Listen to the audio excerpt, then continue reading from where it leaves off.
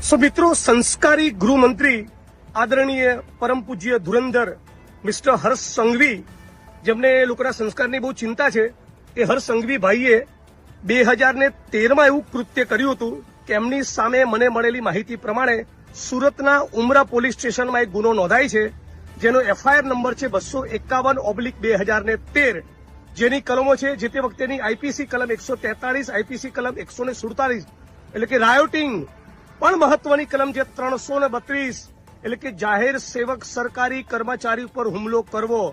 જી હા, ગુજરાતના નાયબ મુખ્યમંત્રી હોમ મિનિસ્ટર હર્ષ સંઘવી ઉપર 2013માં સુરતના ઉમરા પોલીસ સ્ટેશનમાં એફઆઈઆર નંબર 251/2013 દરમિયાન આ કલમ 332 હેઠળ એક સરકારી કર્મચારી પર હુમલો કરવાનો ગુનો નોંધાયેલો. મારી શુદ્ધ જાણકારી મુજબ સબ્જેક્ટ ટુ કરેક્શન ભૂલ થતી હશે, હું જાહેરમાં સોરી કહીશ, પણ મારી શુદ્ધ જાણકારી પ્રમાણે જે જાહેર સેવક ઉપર હુમલાનો એમની ઉપર આરોપ હતો અને ગુનો દાખલ થયેલો એ પોતે પોલીસ સબ ઇન્સ્પેક્ટર હતા.